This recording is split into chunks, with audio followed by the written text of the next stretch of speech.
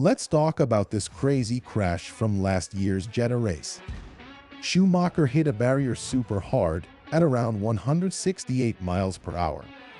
The crash was expected to cost Haas up to $1 million in damages.